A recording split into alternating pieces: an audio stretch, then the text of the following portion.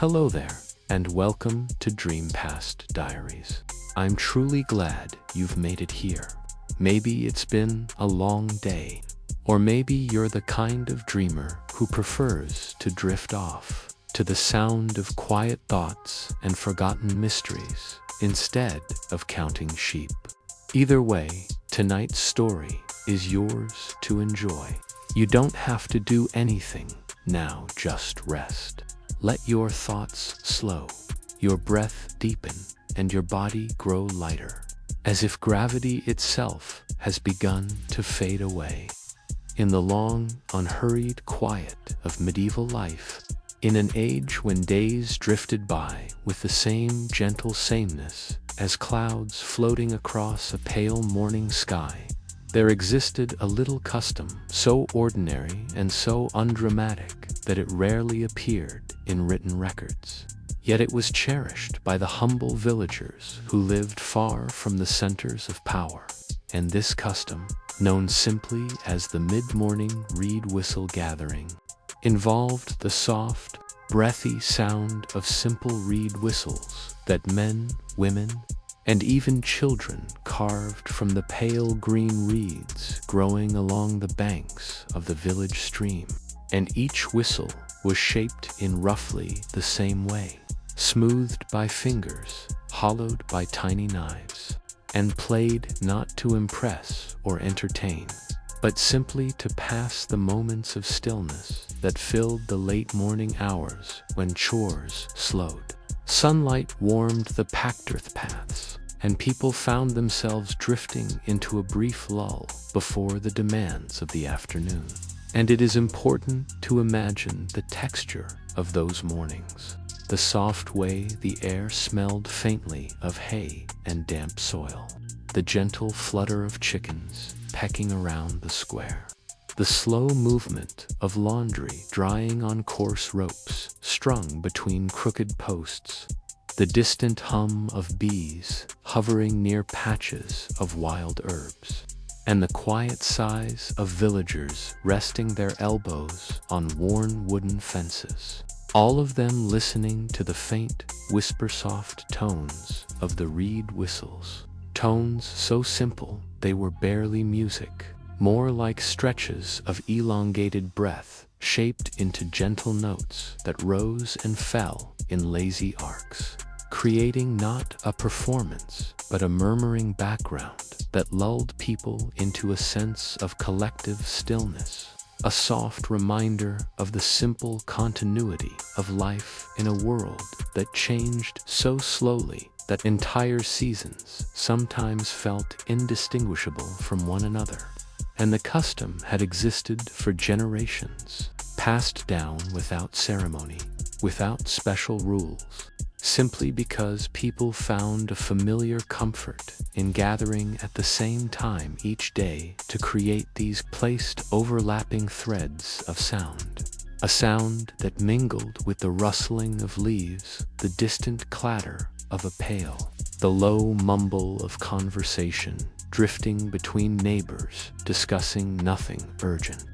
How the goats were producing less milk that week, how the early summer had been too warm, how the rain barrels needed mending, and all the while the reed whistles kept their soft, steady rhythm, neither loud nor demanding, but always present like a quiet breath shared among the villagers. And it might have continued forever in its gentle, unremarkable way if not for a man named Arden, a man so thoroughly ordinary that he would have been forgotten entirely were it not for the peculiar and entirely unintended role he played in the eventual banning of the mid-morning reed whistle gathering.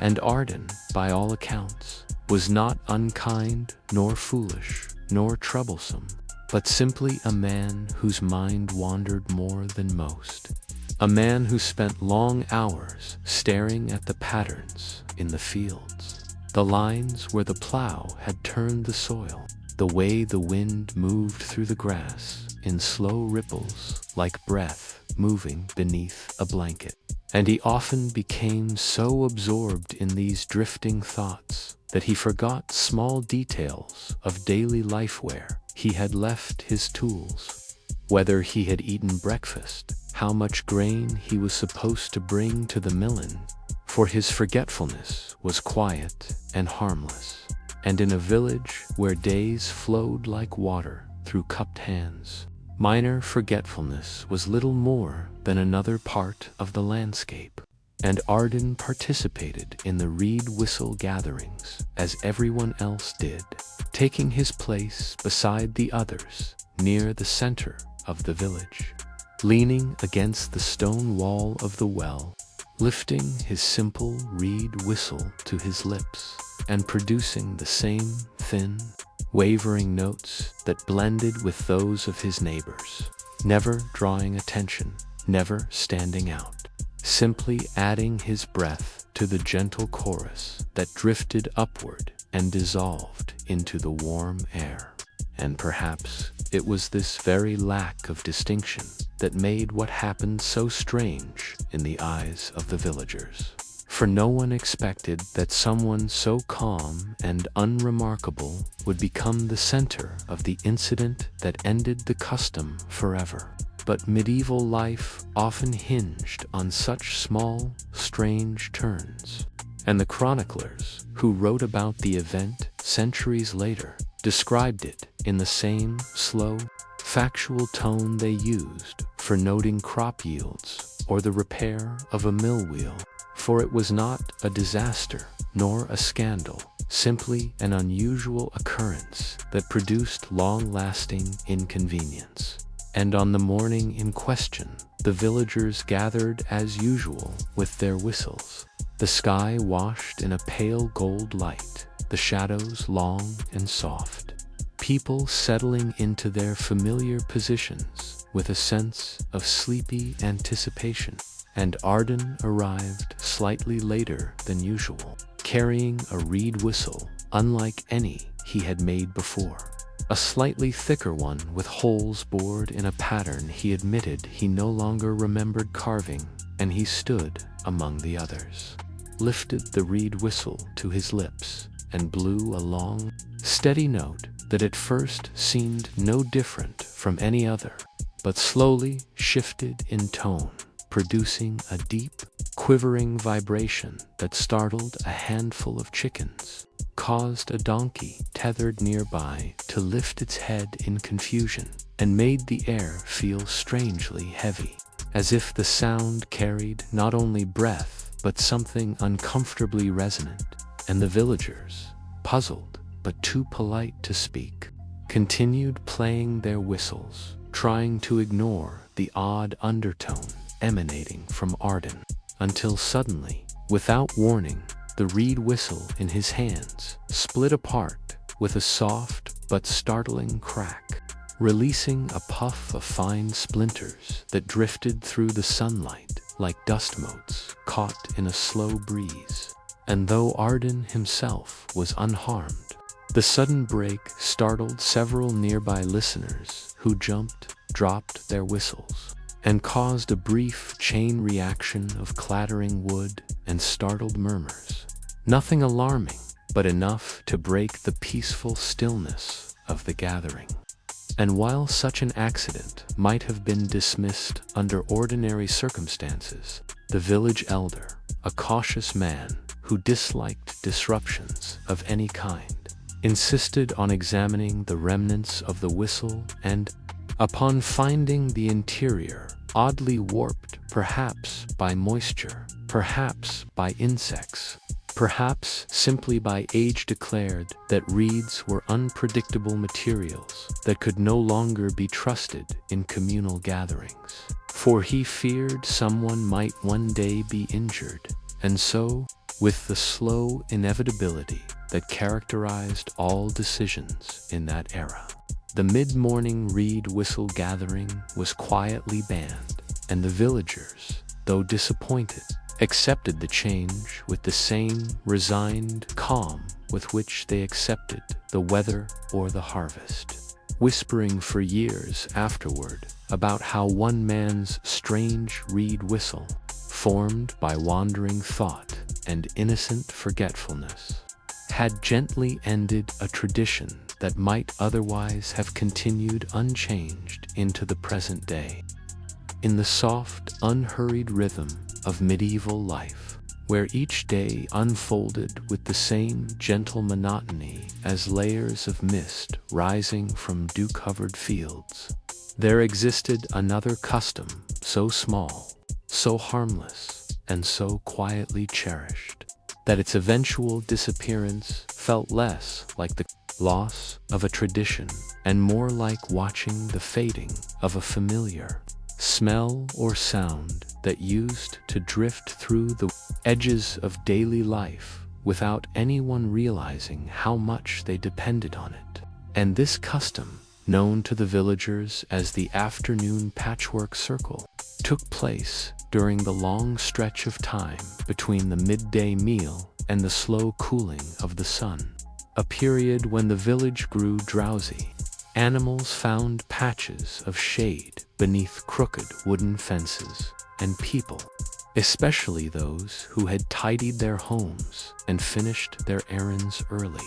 found themselves with a few hours of stillness too quiet to leave unfilled. And so they gathered in a loose circle near the old ash tree in the center of the square, each carrying scraps of cloth cut from worn garments, faded blankets, and frayed winter hoods, pieces too small to repair anything, but too sentimental to throw away. And these scraps were slowly stitched together into communal patchwork blankets that changed shape from year to year, growing irregularly like maps of remembered lives, each patch representing a story no one bothered to tell aloud because everyone already knew its simple origin.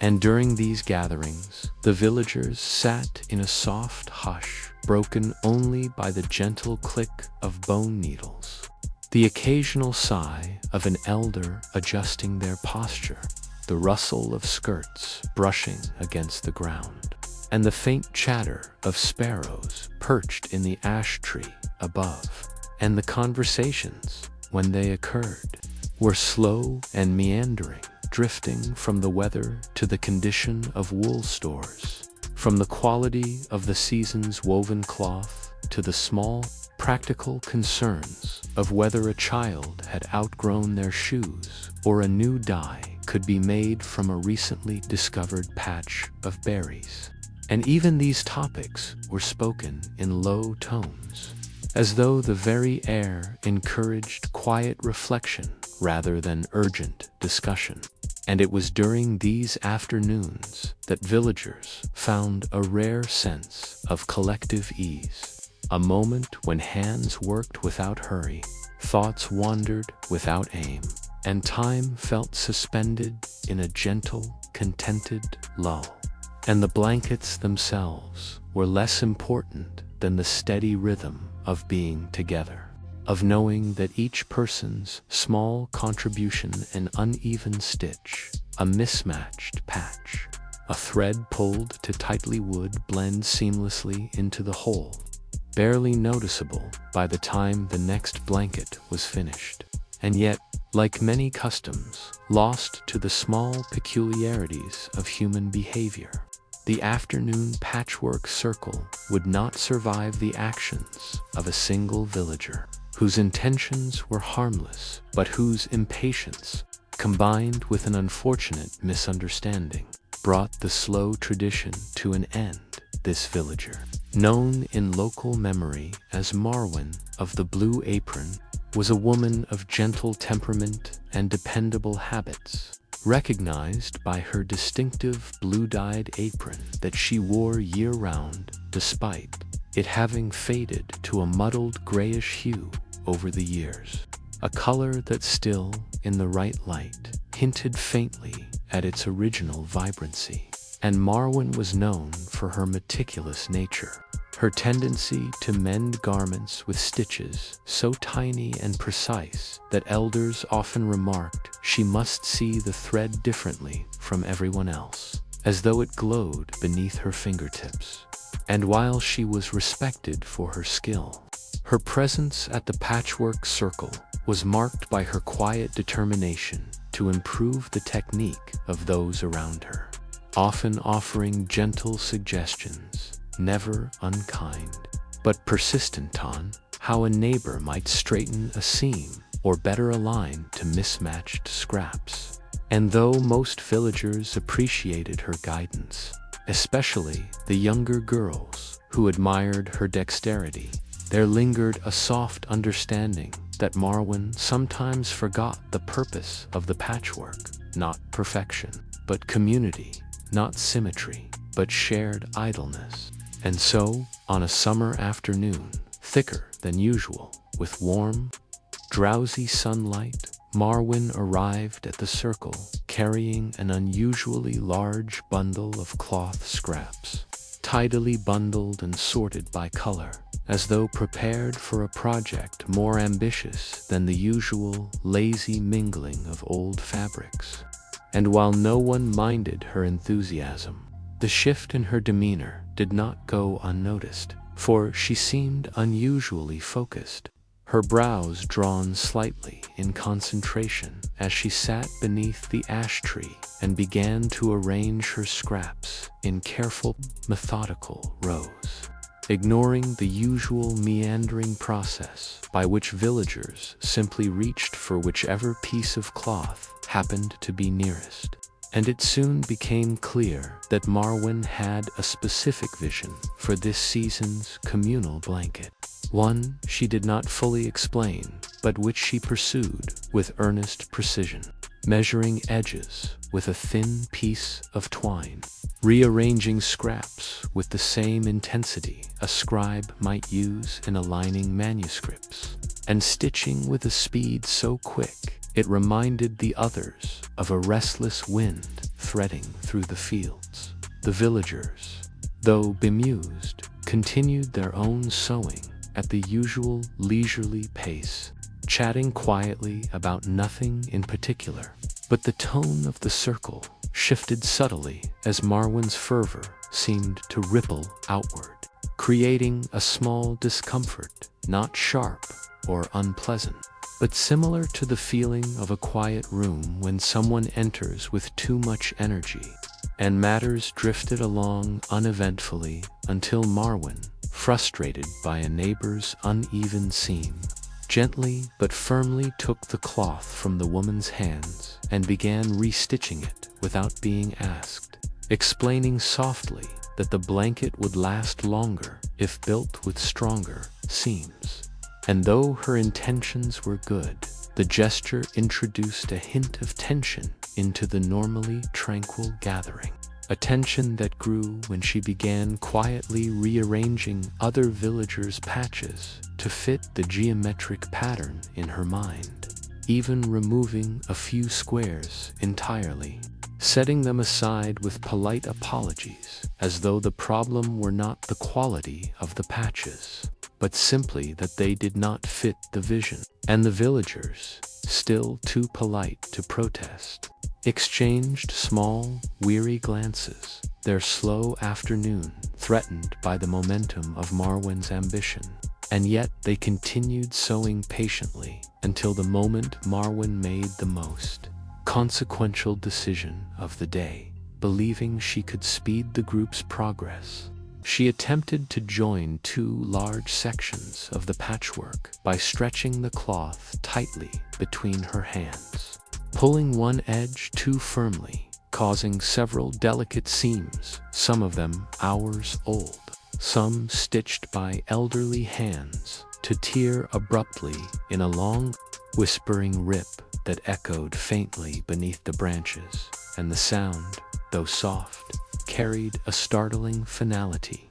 The villagers stared at the damage in quiet dismay, their needlework dangling in soft threads, and though no one raised their voice, the atmosphere sank into a deep, resigned stillness, the kind that precedes collective decision rather than conflict. And the elder, who had been dozing on a nearby stool, awakened by the sound, examined the torn patchwork with a slow, contemplative frown, and after several moments declared in his usual cautious tone that perhaps communal sewing had become too complicated, too prone to accidental damage, and too dependent on differences in skill, and therefore it might be wiser for people to tend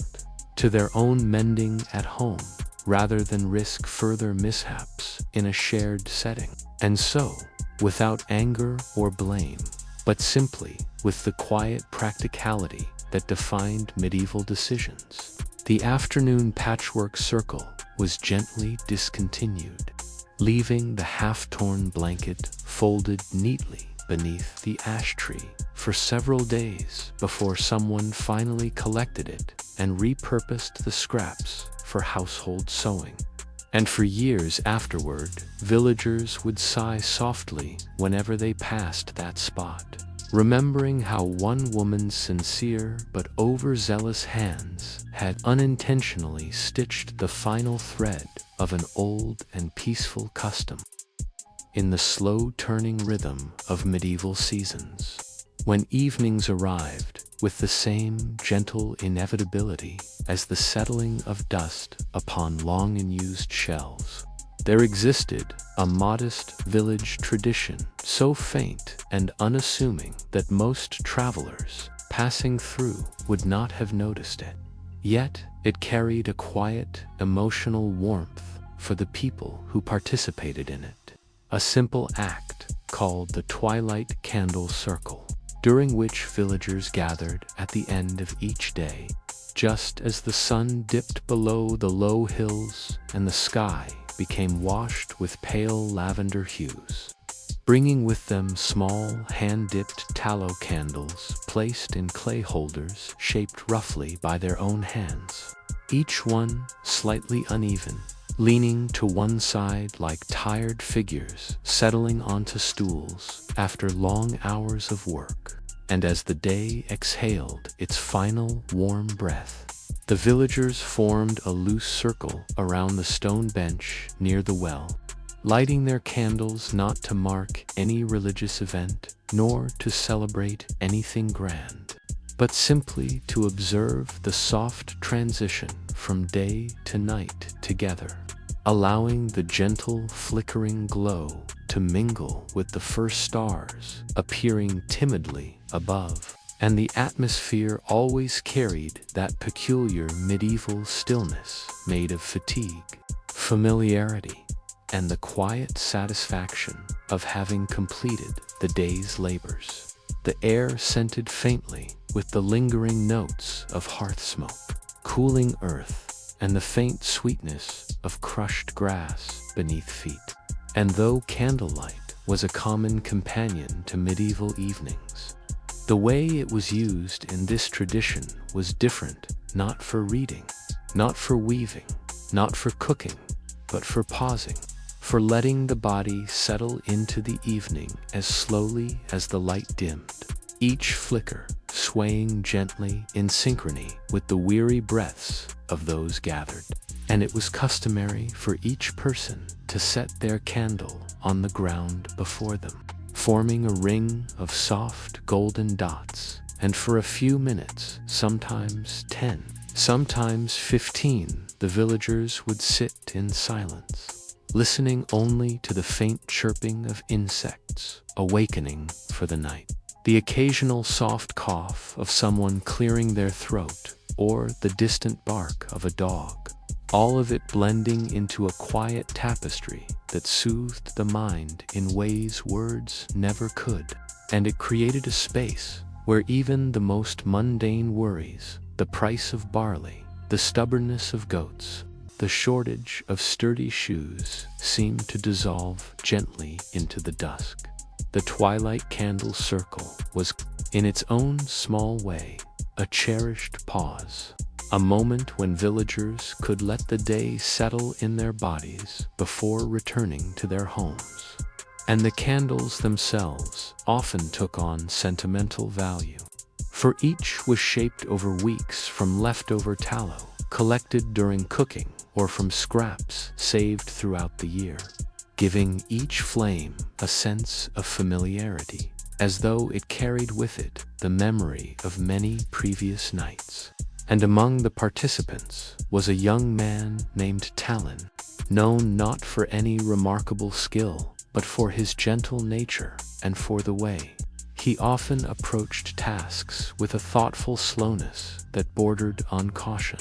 as though afraid that moving too quickly might disturb some delicate balance around him. And his candle was always slightly taller than the others, not because he intended it so, but because he tended to save tallow longer than most, melting it carefully in a small clay pot at the edge of his hearth, pouring it layer by layer into a simple mold he had inherited from his grandfather. Each layer cooled slowly, patiently, giving his candle a slight sturdiness that others found amusing, in the soft way one might find affection for a child's overly careful handiwork. And Talon, though quiet, was well liked, known to help elders carry water, sometimes patching roof tiles, sometimes mending baskets, always doing so with the same calm attentiveness that marked his participation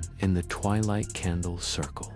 Yet it was precisely his careful nature that led, paradoxically, to the small accident that gently brought the tradition to an end. For, on a particular evening at the close of harvest season, when the air carried that crisp coolness hinting at the coming winter, Talon arrived earlier than usual, wanting to find a place near the front of the circle so he could observe the glow of the others' candles more clearly. He often said that watching how the flames moved together helped him reflect on the passing day on. He placed his unusually tall candle upon the ground, unaware that the clay holder he had chosen that evening had developed a tiny crack near its base, a crack so faint it was nearly invisible. And as the villagers settled into their quiet half-circle, striking flint to steel, lighting their small flames, the warm glow rose gently across their faces, creating that familiar sense of collective stillness that made the tradition so comforting. And for several minutes, all was peaceful, the candles flickering softly in the gathering dusk, the villagers exhaling the last of their daytime tension, when suddenly Talon shifted his weight to adjust his seating, nudging the cracked clay holder ever so slightly with his boot, and the candle, taller and heavier than the rest, leaned forward just enough that the weakened clay gave way, and the entire piece toppled, the candle falling into a small pile of loose, dry straw someone had brought earlier for weaving repairs. The flame, though small, caught the straw with surprising quickness, producing a soft, sudden flare that startled everyone near Binot, but an unexpected burst of light and heat that caused several villagers to jolt upright, murmuring in concern as the small flare was quickly stamped out beneath a boot, leaving behind a faint, smoky smell that mingled awkwardly with the gentle twilight calm. And though no one was hurt, and the fire had been extinguished in mere seconds, the elder of the village, who was particularly cautious about anything involving fire near the dry, thatched roofs surrounding the square, frowned deeply as he examined the scorched straw and the cracked clay holder, and he muttered about the unpredictability of tallow and the risks of open flames in communal spaces, and how one unexpected flare, no matter how small, might lead to something far more serious, especially in the autumn season when dry materials lay scattered everywhere waiting for winter storage. And after a long, contemplative pause, he announced, in the same gentle but firm tone used in other decisions. That while the twilight candle circle had been a peaceful practice for many years, it might be wiser to discontinue it before chance brought about a larger accident. For fire was both a friend and a danger in medieval life, and even the smallest ember could undo an entire village if met with the wrong conditions. The villagers, understanding the elders' caution, accepted the decision with a quiet sadness, not expressing disappointment loudly, but instead letting their shoulders droop slightly as they gathered their candles and stood up from the circle, each person lingering a moment longer than usual before returning home, as though reluctant to let go of the last shared twilight flame. And from that evening onward, the practice faded gently into memory, discussed occasionally in soft tones when nights grew particularly calm, remembered not with frustration at Tallinn, who apologized fervently, even though no one blamed him, but with a sigh of acceptance. For medieval life often changed, not through grand upheavals, but through small, quiet accidents that gently reshaped the steady rhythms of daily existence. After the calm yet subtly unsettling conclusion of the twilight candle circle, where one moment of misplaced attention had been enough to gently unravel a small ritual that had been cherished for years, the villagers of Herefell found themselves adjusting to another quietly shifting rhythm. For life in the medieval settlement moved with deliberate slowness, and even the faintest changes carried with them a weight that could settle into the daily routines with surprising persistence. And it was during the following weeks, when the evenings had returned to a muted, undisturbed pattern, that another small tradition, equally humble in its purpose and equally reliant on the careful attention of its participants, began to experience an inadvertent disruption. For the practice known as the stone arrangement of the North Ridge, which involved a careful placing of smooth river stones along the low stone embankments that ran beside the northern marshes, had long been regarded as a way to honor the slow passage of the seasons, marking the subtle growth of reeds and the gradual thinning of autumn light. And though it required no ceremony beyond quiet footsteps and steady hands, the villagers valued it for the mild satisfaction it brought, a sense of order gently impressed upon the natural world that echoed the order of their own lives, with children sometimes accompanying elders, copying their movements in timid imitation, and the elders themselves having tended the stones for decades, understanding the precise spacing and alignment that produced the understated harmony that the North Ridge was known for. And so for generations the ritual continued without incident, each stone placed carefully, each step measured in the faintest increments, until one day a young man named Baron, new to the village and eager to demonstrate both diligence and skill, arrived with a small satchel filled with river stones he had collected personally, polished with soap and rough cloth, so shiny and varied in color that they drew the faintest glimmer of admiration from those who noticed. And though Baron meant only to honor the tradition, his choices and the slight heft of his stones subtly altered the pattern that had been meticulously maintained for many years, so that when he laid them along the ridge, the sequence of gray, blue, and pale white shifted just enough to catch the eye, producing a slightly uneven reflection in the late afternoon light. And the villagers, walking along the embankments, as they always did in slow procession, noticed the change almost imperceptibly at first, sensing a difference that was neither threatening nor alarming, merely curious, and they exchanged quiet glances, murmuring softly to one another about how the new arrangement, while not exactly wrong, felt different, slightly more deliberate than the gentle rhythm of past seasons had allowed. And Baron, oblivious to these quiet observations, continued placing stone after stone with careful attention to spacing and alignment, convinced that the beauty of variation would be appreciated by all. And indeed, he worked with such patient care that by the time the sun had dipped behind the distant hills, the northern ridge had been transformed from its familiar, subtle pattern into a slightly more conspicuous mosaic, each stone catching the dimming light in a small glimmer that contrasted with the duller, familiar shine of the older stones. And while no damage had been done,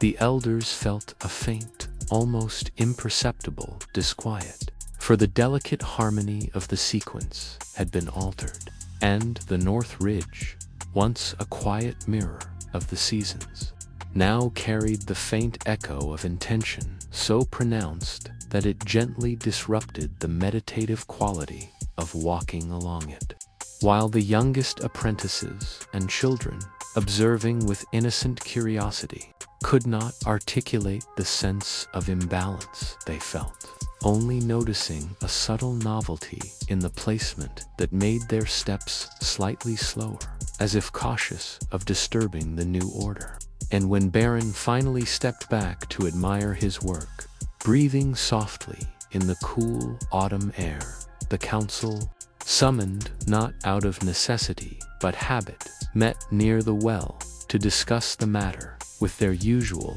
unhurried deliberation, noting with quiet concern that while the disruption was harmless, it represented the same tendency that had ended the twilight candle circle,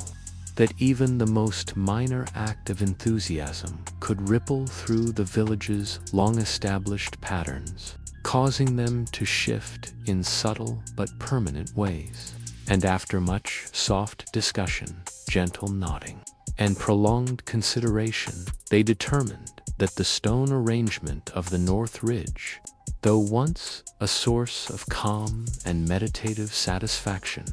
should be allowed to rest in its current form without further additions, and that future generations should be instructed simply to walk along the ridge in quiet observation, rather than attempting to enhance or modify the placement of stones, a decree written in the softest, most polite language they could manage, emphasizing preservation rather than prohibition. And so, from that point onward, the ridge became a silent testament to the balance between intention and tradition, with villagers walking carefully, stepping lightly along the embankments, appreciating the faint glimmer of the newly added stones while allowing them to settle naturally into the ongoing quiet of the seasons. The gentle rustle of reeds in the wind and the faint scent of wet soil carrying a sense of slow continuity that reminded all who passed that even small acts, when guided by honest intention but unchecked by experience, could reshape long-standing practices in ways both subtle and enduring. And over the weeks, as autumn deepened and the lights softened earlier each evening, the villagers accepted the slightly altered pattern with the same calm patience that marked every other slow adjustment in their lives, noticing that the ridge still provided its quiet comfort, that the new stones reflected sunlight and starlight alike, that the children learned to walk along them with cautious respect, and that Baron,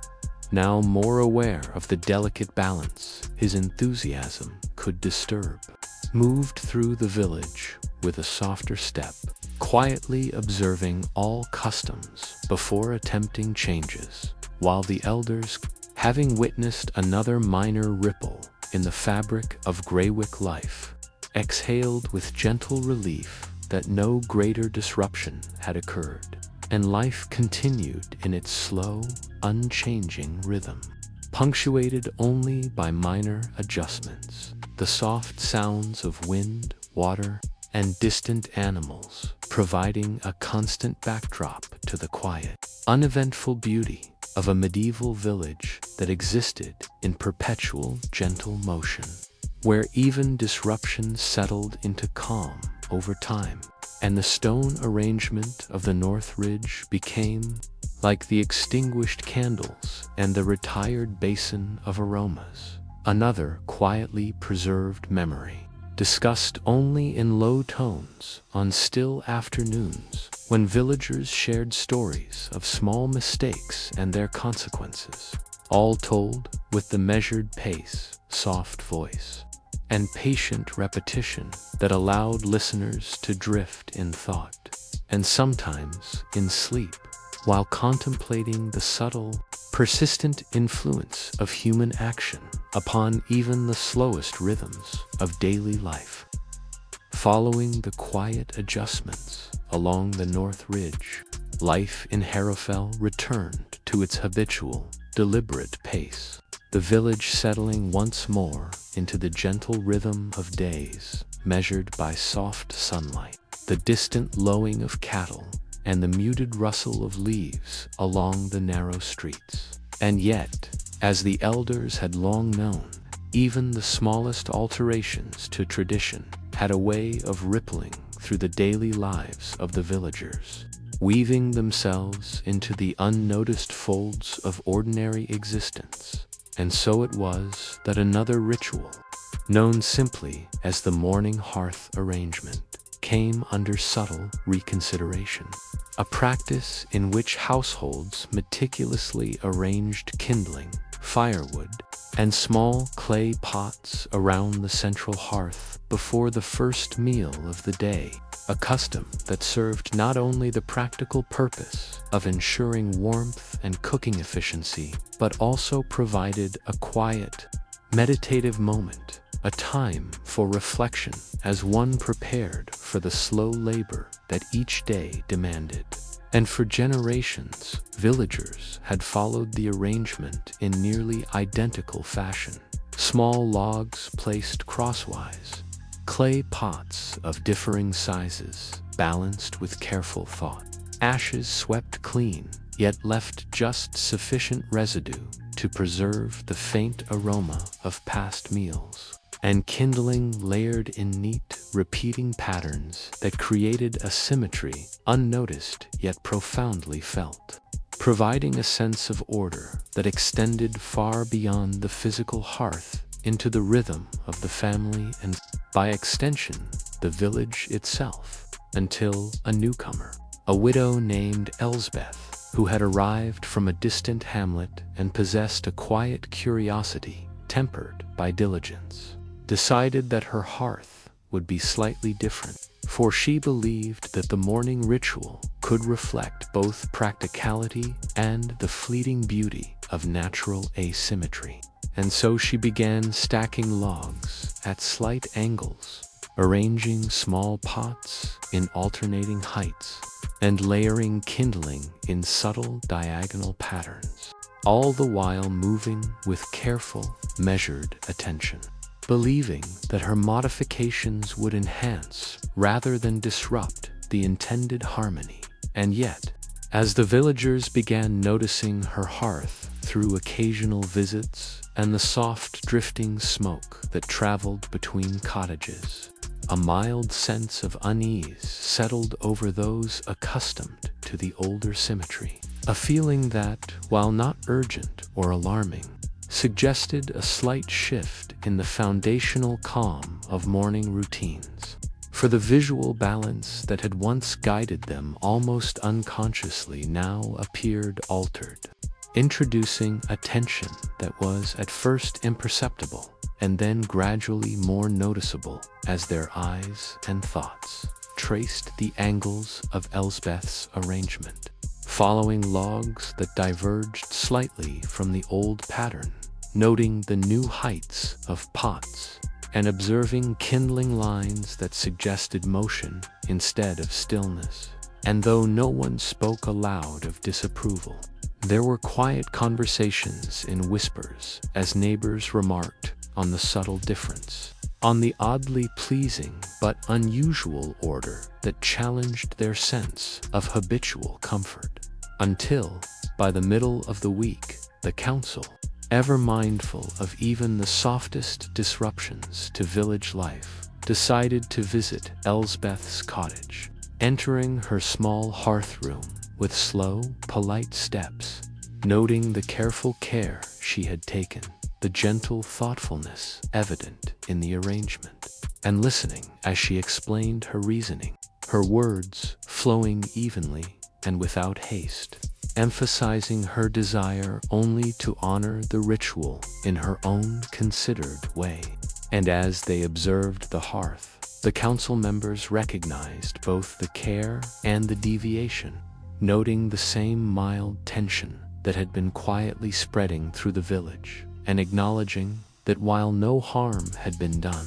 the subtle shift might encourage others to reinterpret long-standing practices in ways that could, over time, lead to unforeseen adjustments in the collective rhythm of life. And so, after long pauses, low murmurs, and the measured weighing of intent and impact, the council issued guidance rather than prohibition, suggesting that while personal care and attention were welcome, the essential framework of hearth arrangements, slogs placed crosswise, pots balanced, kindling layered neatly, should remain recognizable to maintain the soft harmony that bound morning routines together. And thus, Elsbeth, receiving this guidance with patient humility and an accepting smile,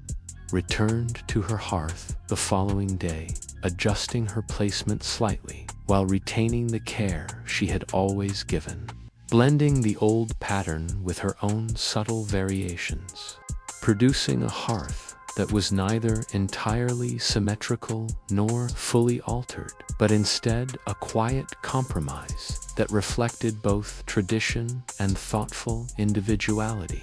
And over the coming weeks, villagers adapted in turn,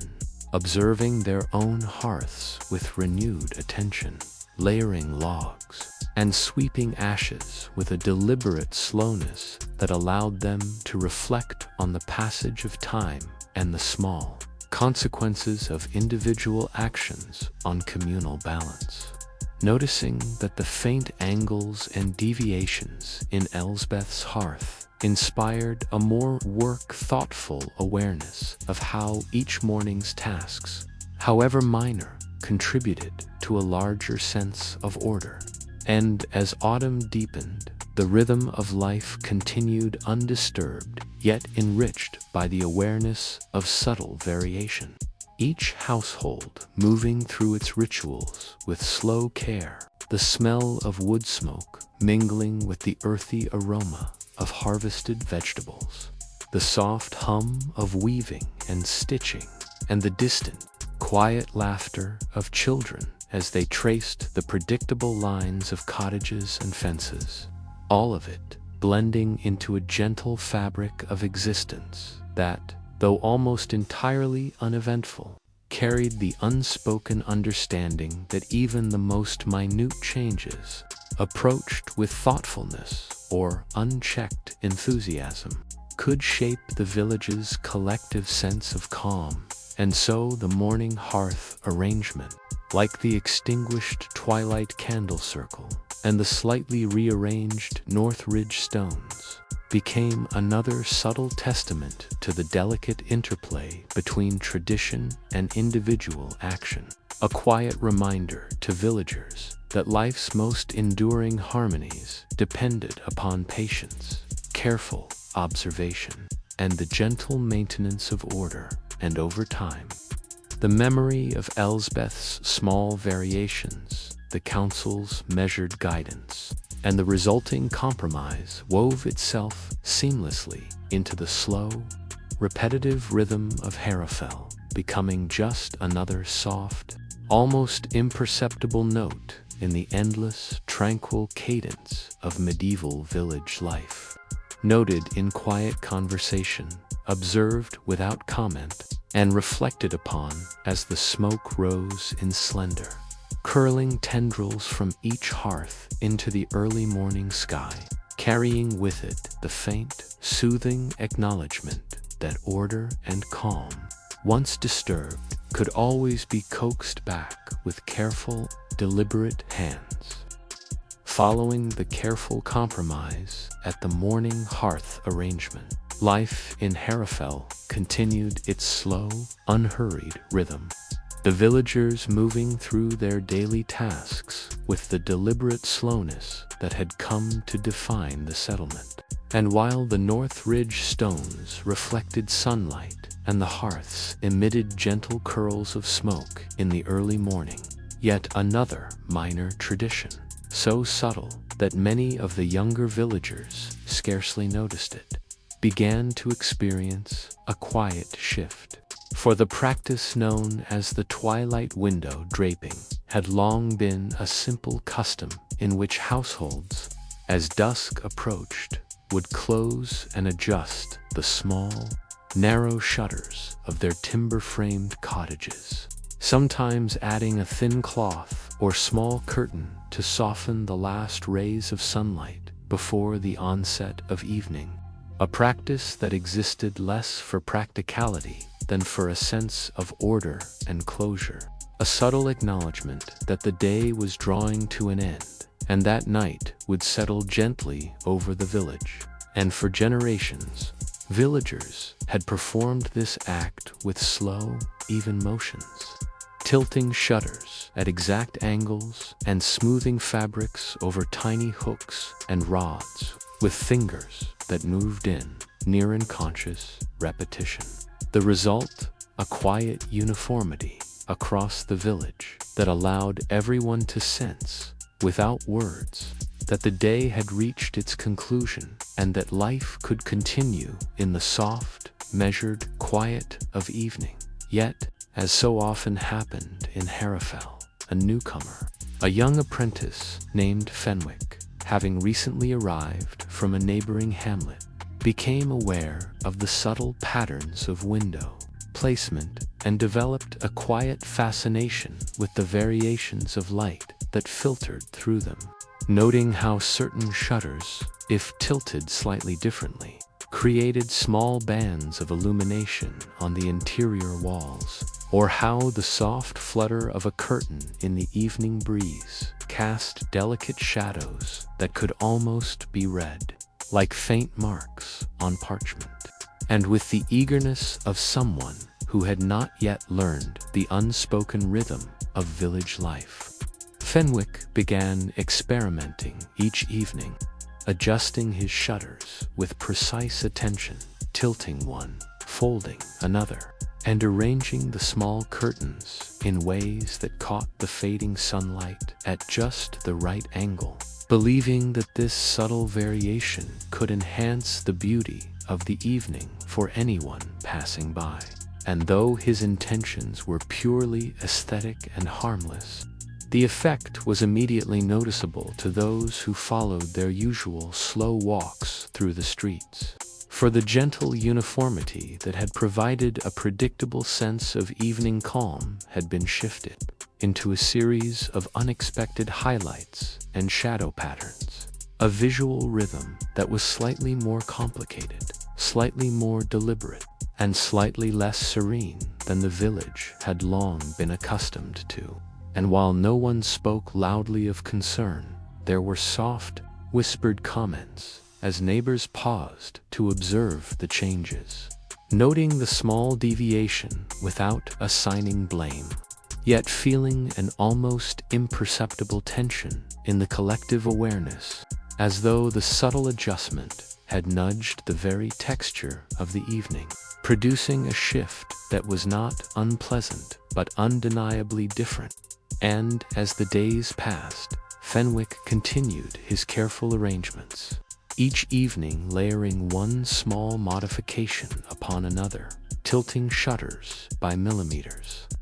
adjusting curtain folds with a faint tilt of the fingers, all in silent devotion to what he considered the art of gentle enhancement, until the council, summoned once more by the faint but growing sense of imbalance that elders perceived, convened under the low timbered hall, speaking slowly, pausing frequently to reflect, and acknowledging with quiet humility that while Fenwick's actions were not harmful and had no practical consequence, the cumulative effect of subtle variation was enough to disturb the familiar pattern that had provided the village with a shared, unspoken measure of time. And so, after long consideration, they decided that guidance rather than prohibition would again serve best, instructing Fenwick that while care and attention were admirable,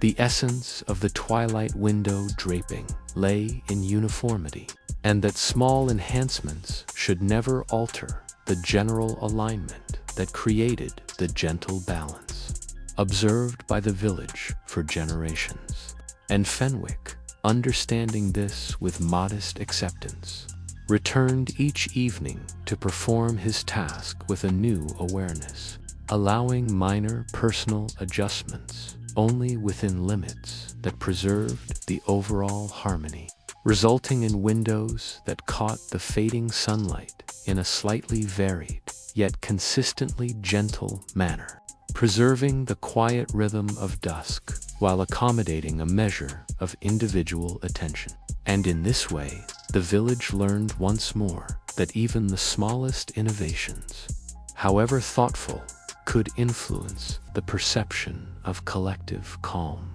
That beauty was not merely a product of intention, but of restraint, and that the steady cadence of tradition depended upon the patient observation of all who participated in it. And over the following weeks, as the light softened and shadows lengthened, villagers passed through their streets with a familiar sense of comfort, noting the gentle glow and subtle contrast of each home without thought, children observing the pattern and learning,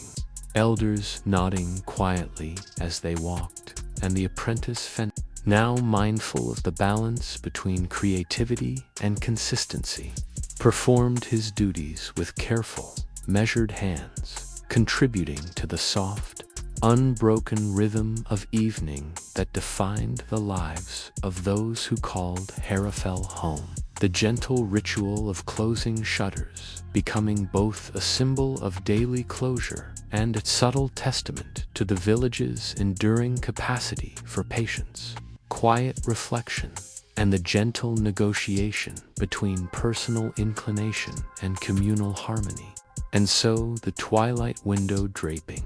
once slightly disturbed, settled again into its slow, deliberate cadence, leaving the village bathed in the soft, unhurried glow of dusk, and allowing all who observed or participated to drift into the early hours of evening with the quiet comfort of unbroken routine, aware that even minor variations, when guided with thoughtfulness and humility, could blend seamlessly into the enduring, sleepy rhythm of medieval life.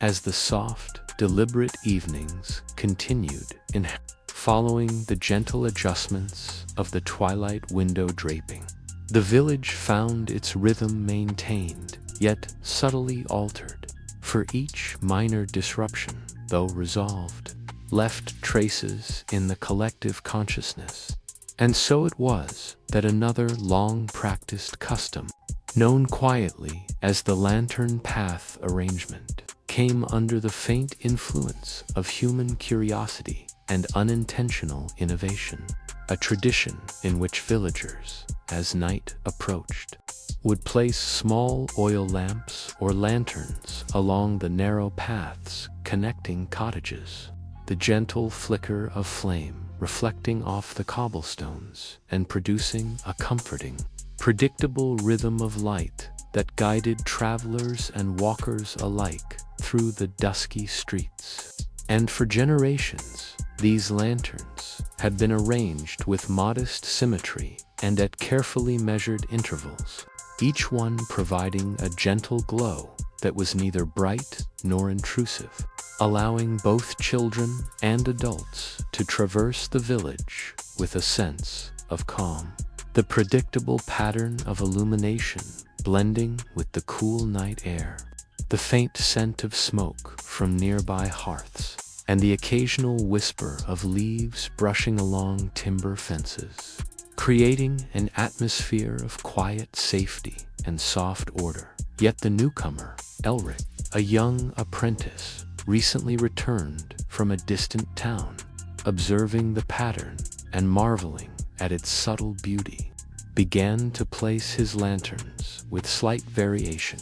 arranging them closer together in some stretches and farther apart in others, tilting glass panes just enough to reflect light unevenly along the walls, and layering small rings of colored wax that produced a muted tint to the flame, believing that the minor alterations would enhance the charm of the path, making it slightly more visually engaging for anyone walking after dusk. And while his intention was gentle, the effect was immediately noticeable to those accustomed to the uniform glow. For the soft rhythm of lantern light that had long been ingrained in the minds and habits of the villagers now contained subtle irregularities, small inconsistencies that were not alarming but required the observer's attention, drawing the eye along curves of light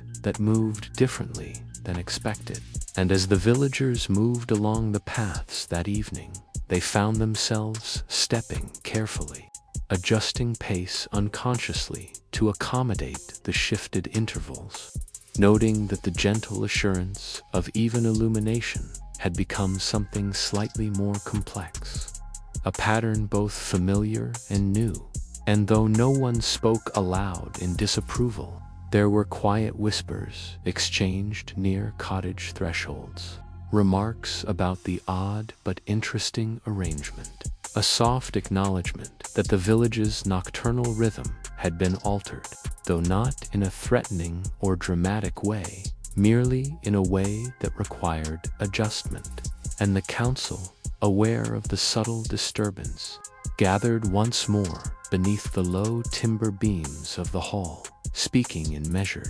deliberate tones about the delicate balance between minor innovation and the collective calm that the village relied upon, acknowledging that while Elric's arrangements were both careful and thoughtful, their cumulative effect resembled previous incidents, each small alteration adding another layer of change to long-practiced routines. And after long pauses, gentle nods, and whispered, they decided upon guidance rather than restriction, instructing Elric to respect the intervals and heights that had long governed the placement of lanterns, while allowing minor personal touches only in ways that would not affect the overall rhythm of illumination. And so, Elric, receiving the council's instructions with quiet acceptance, began placing his lanterns each evening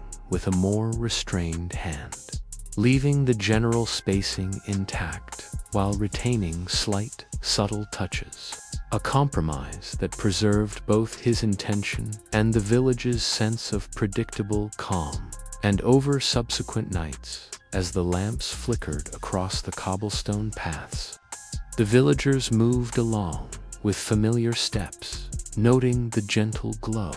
aware of the faint individuality of each lantern, but comforted by the overarching pattern. Children learning to step along the paths without haste, elders observing with faint smiles, the apprentice himself walking with careful mindfulness of balance and restraint, and the soft, rhythmic illumination once more settled into the fabric of village life, a quiet reminder of how even well-intentioned innovation could be woven into collective harmony without disturbance, provided that awareness, patience, and gentle compromise guided every hand. And as weeks passed and nights deepened, the lantern path arrangement became another story, quietly reflected upon during slow conversations beside hearths, mentioned with low tom tones as example of the persistent negotiation between tradition and personal contribution. Its faintly altered lights serving as both a guide through physical streets and a subtle lesson in the care necessary to maintain equilibrium, until the villagers, moving under the glow of countless small flames, walked with calm and measured attention, fully aware that the steady, sleepy cadence of their daily lives depended not only on the rhythm of labor and rest, but also upon the gentle stewardship of customs, each minor action shaping the collective experience, each adjustment assimilated slowly, and all contributing to the persistent, tranquil fabric of a medieval village whose nights, like its days, were defined by a careful interplay of attention, patience, and the soft, unbroken continuity of enduring habit. As the nights grew longer and the days shortened in harmony, following the careful restoration of the lantern path arrangement, the villagers settled fully into the enduring rhythm of their accustomed routines. And while minor adjustments had punctuated the flow of life over recent months, each one had been met with patience, reflection, and gentle guidance, so that the slow,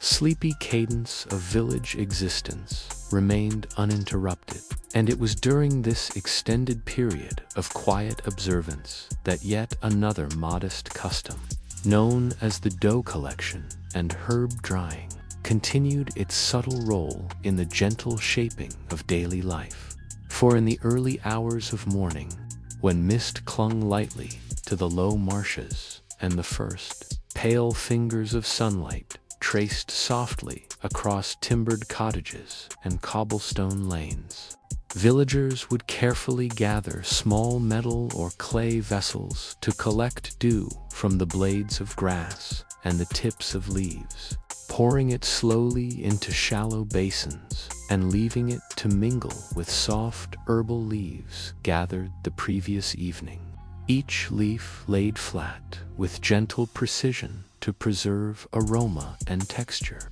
The entire act conducted with deliberate slowness, fingers brushing lightly over delicate surfaces, observing minute changes in moisture and fragrance. And over decades, this simple practice had become both functional and meditative, a quiet acknowledgement of the connection between human care and natural cycles. And though it demanded only patience and careful observation, it served as a subtle anchor for the villagers' internal sense of time, marking the passage of night into day with tactile, almost imperceptible gestures. Until one morning, a newcomer named Celine, a young woman recently arrived from a neighboring settlement, observed the ritual with curiosity, noting that the dew could be combined with slightly different herbs than those traditionally used, that the leaves could be layered in new patterns, or that the collected moisture might be poured in slow, deliberate streams to create gentle ripple effects in the basins. And though her attention was quiet and unobtrusive, her subtle experimentation introduced a variation to the process that was immediately apparent to the most attentive of villagers. For the visual and olfactory rhythm of the morning, long, familiar, and calming, now carried a small, almost imperceptible novelty, a tiny ripple in the familiar sequence. And while no harm was done, the elders, attuned to even the softest disruptions of established practice, observed the change with quiet consideration, recognizing the same pattern that had appeared with hearth arrangements, stone placements, and lantern paths, a reminder that even gentle, well-intentioned innovation could shift long-practiced routines. And so they convened once again beneath the low rafters of the council hall, speaking slowly and softly about balance, the subtleties of influence, and the enduring nature of quiet, repeated gestures, noting that Celine's alterations, though minor, highlighted the delicate interplay between individual observation and collective calm. And after measured reflection, they offered guidance rather than restriction, explaining that while attentiveness and care were valuable, the foundational patterns of dough collection and herb drying were to remain recognizable, preserving the rhythm that had soothed villagers for generations. And Celine, receiving this counsel with patience and quiet understanding, adapted her practice accordingly, leaving subtle flourishes that did not disturb the overall calm, a compromise that maintained the integrity of tradition while allowing her gentle curiosity to exist in measured form. And over subsequent mornings, villagers resumed their slow, unhurried movements through the marshes, observing dew-laden grass and carefully arranging leaves with the habitual attention of long-practiced hands, noticing that minor differences now existed without displacing the larger rhythm.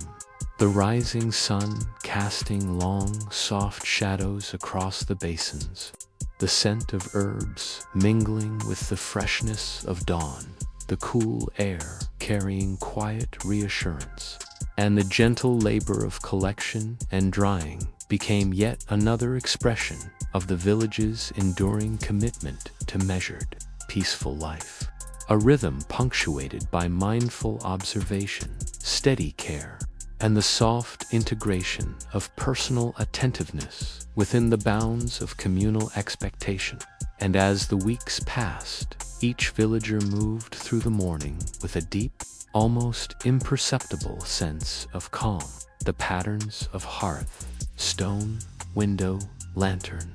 and dew collection coalescing into a tapestry of unbroken routine, each small act echoing the last, creating a soothing, continuous experience that defined the sleepy cadence of Harrowfell. And though subtle variations existed, each was absorbed into the larger, unhurried flow, ensuring that every gesture, from the tilt of a shutter to the placement of a stone or the layering of leaves, became part of the meditative, hypnotic rhythm of life. And thus the village persisted, unchanged, yet ever slightly altered, the days and nights flowing softly, the air filled with faint sounds of wind through reeds, soft footsteps on cobblestones, the rustle of herbs, and the curling smoke of distant hearths, all merging into a gentle, immersive pattern that reminded the villagers and any observer that even in the quietest, most uneventful routines, there exists a persistent, comforting continuity, a slow, calming reassurance that the world can be predictable, and that within that predictability lies a subtle beauty, a gentle, hypnotic cadence, and a timeless sense of peace that carries the mind into reflective thought and, inevitably, restful slumber.